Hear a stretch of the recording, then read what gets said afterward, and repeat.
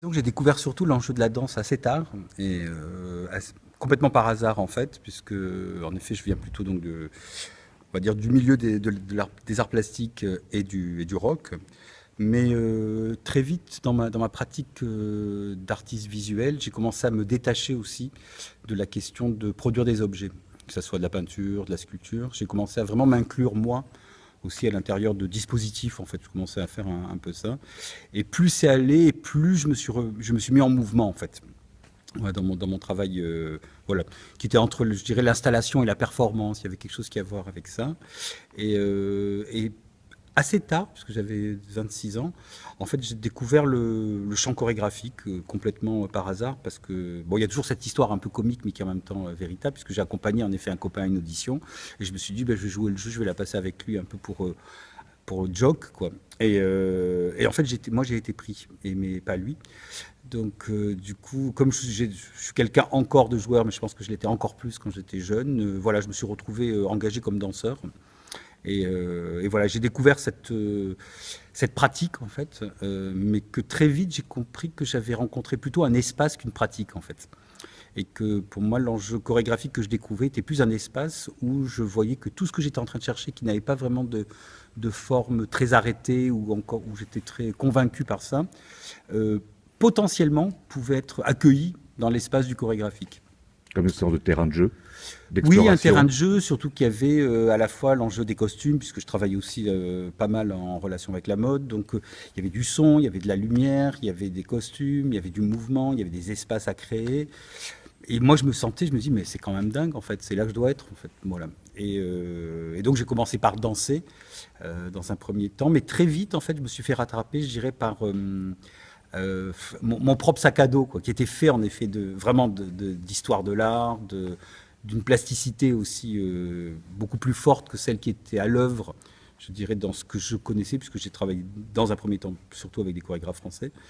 Et très vite, j'ai voulu commencer à faire mes propres travaux, en fait, parce que je trouvais que la question du mouvement, en effet, je l'apprenais de façon assez juste avec les chorégraphes avec qui je travaillais, mais je trouvais que le traitement de l'espace était assez peu mis au travail, en fait. En tout cas, dans ce que moi je pensais chercher en tant que plasticien au démarrage. Et donc j'ai commencé comme ça à faire mes propres travaux, où j'ai commencé à rappeler les copains de groupes punk et post-punk, à chercher avec moi comme ça une chose un peu, je sais pas, un peu hybride, mais en tout cas qui devait passer par la question du spectacle. Ça, c'était clair que la question du plateau et du spectacle était finalement la forme, en fait, ou en tout cas l'espace que je cherchais pour produire des formes plutôt.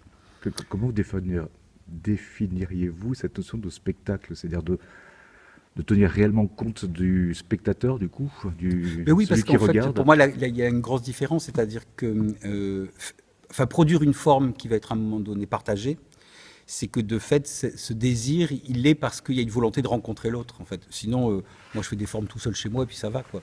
Mais c'est autre chose que de dire, je sens que le regard que je porte sur le monde nécessite une forme à un moment donné, mais c'est parce que d'un coup, j'ai besoin de venir parler à quelqu'un. Et ce quelqu'un, c'est une espèce d'anonyme absolu, qui est le public que je connais pas et que j'ai pas envie de connaître en tant que tel, justement pour pas l'identifier en tant que, je sais pas, groupe précis, mais voilà.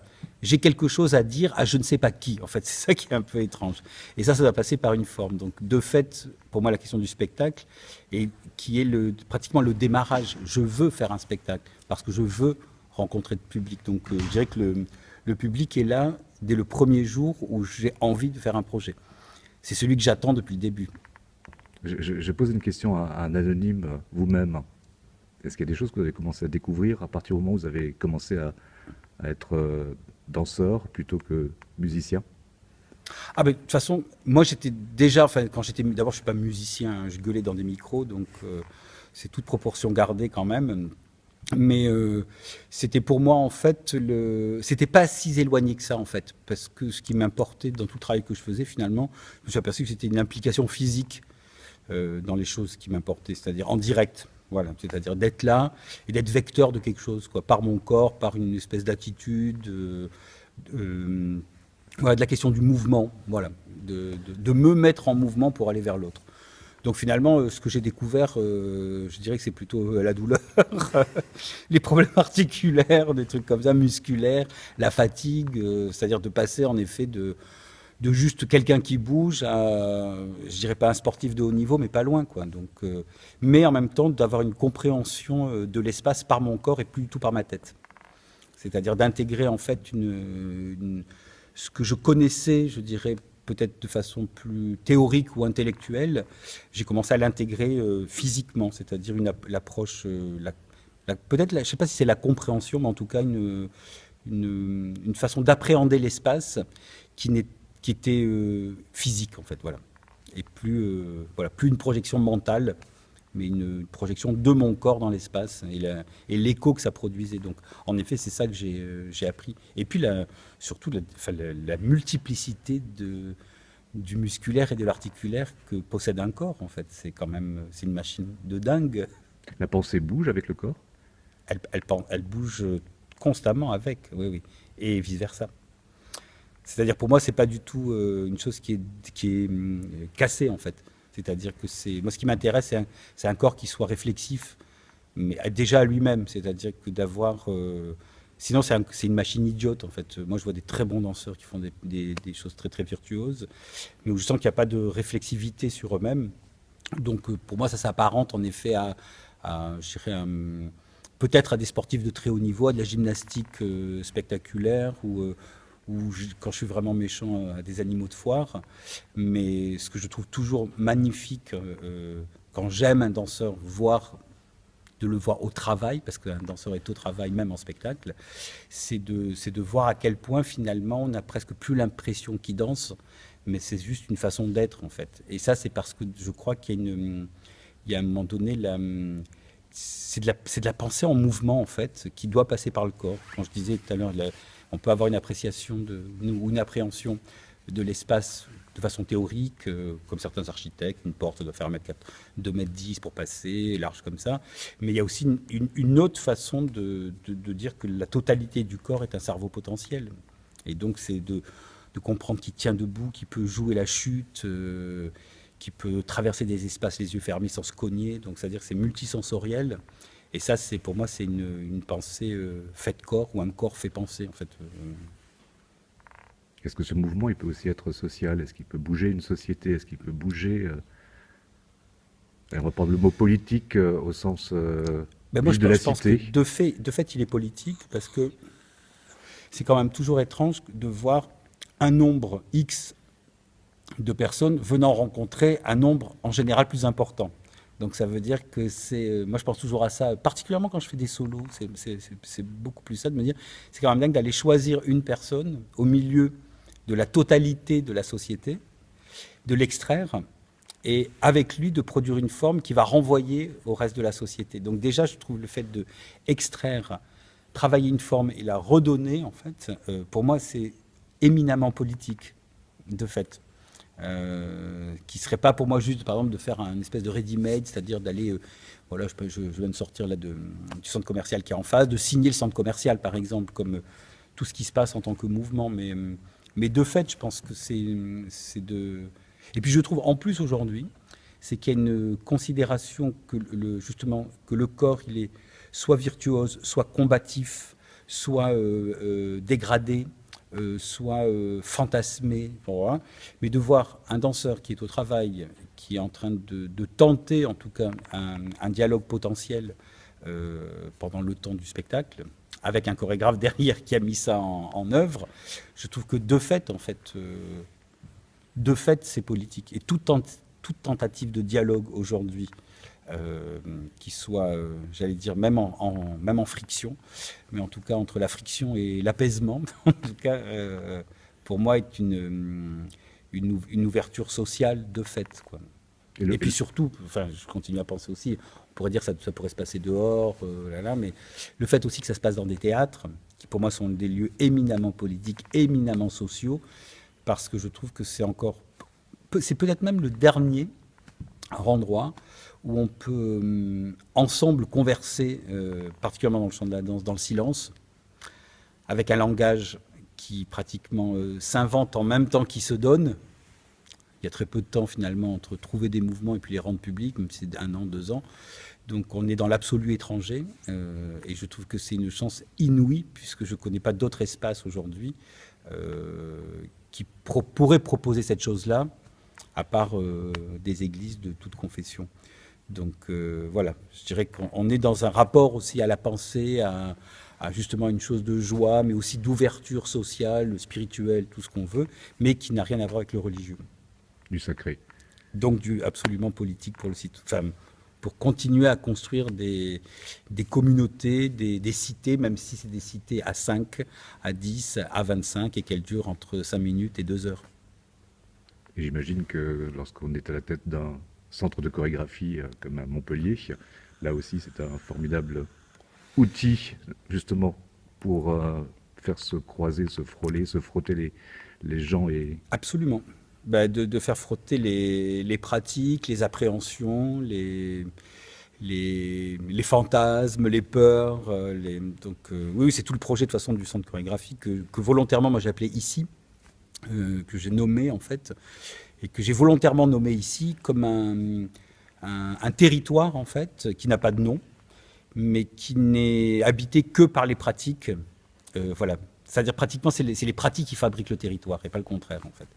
Donc c'est pour ça que j'ai nommé vraiment ce projet ici, avec l'idée que c'est un lieu qui est de fait poreux, qui a des frontières complètes. Enfin, les frontières s'inventent par la multiplicité des pratiques et des parcours des artistes et des publics, puisque c'est ça qui m'intéresse, c'est vraiment de constituer des espèces de double parcours comme ça qui se croisent.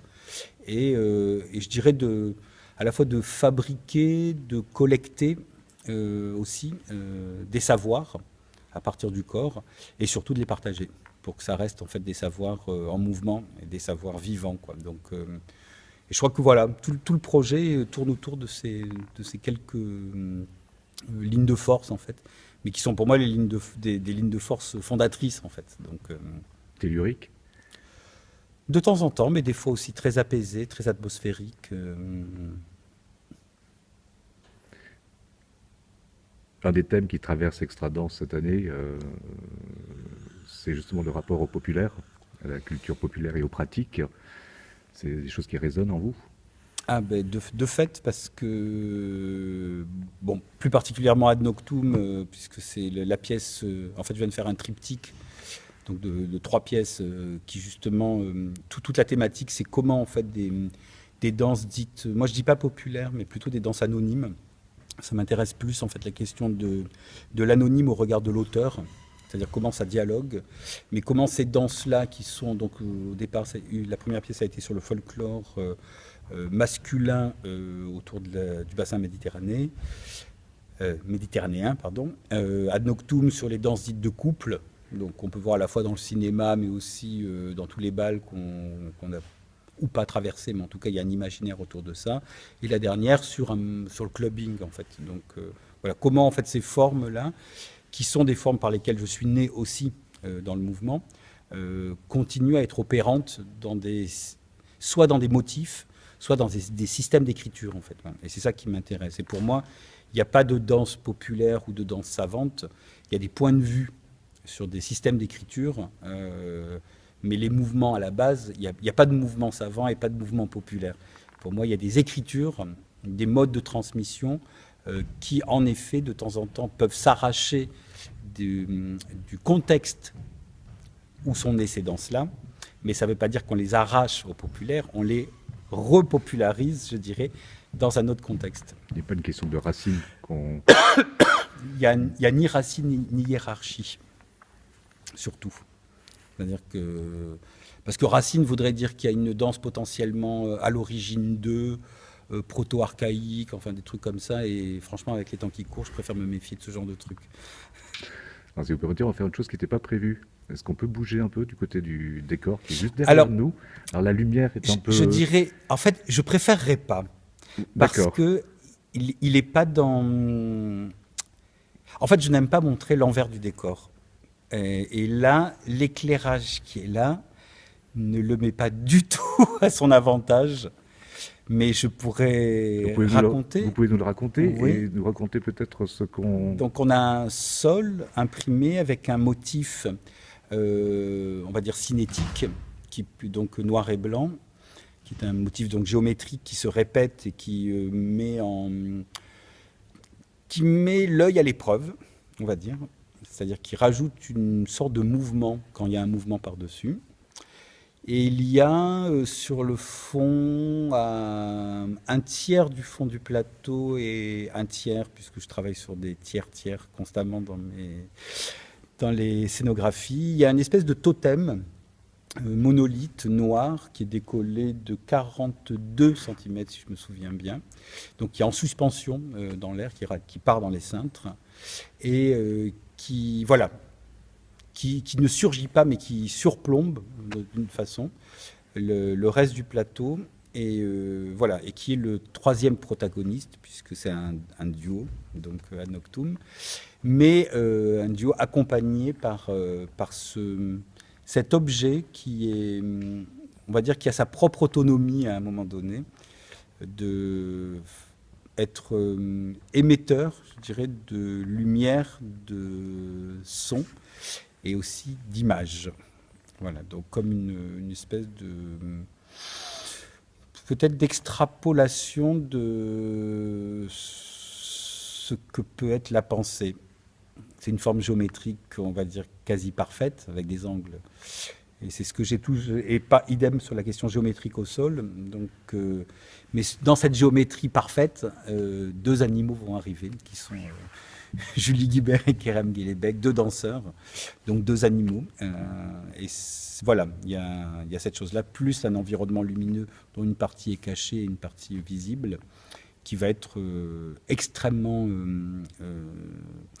présente dans l'écriture globale de la pièce, puisque c'est vraiment une partition pour son, lumière, image, danse et espace. Donc, ce ne sera pas vraiment un couple, puisqu'il y a le troisième personnage. C'est vraiment un couple, mais avec un troisième personnage. À 2+1. Donc c'est pas... cette histoire c'est 2+1. Des deux tiers à chaque fois et Ouais. du tiers. C'est l'élément perturbateur dans l'équilibre, toujours le troisième. Ou fondateur, d'instabilité. ou celui qui permet que ça tienne. Celui qui provoque le mouvement. Voilà. Il ne provoque pas le mouvement. En tout cas, ce qui était au départ pour moi important, c'est qu'il bloque l'espace. Il y a un endroit qui n'est pas dansable. Donc, mais pourtant, ça va être un lieu du mouvement. Donc ça veut dire qu'il va y avoir relais de mouvement entre ce qu'on connaît dans le mouvement qui est pris par la danse, mais du coup le mouvement qui est pris en relais par d'autres alternatives qui sont des images de synthèse, de la lumière et du son.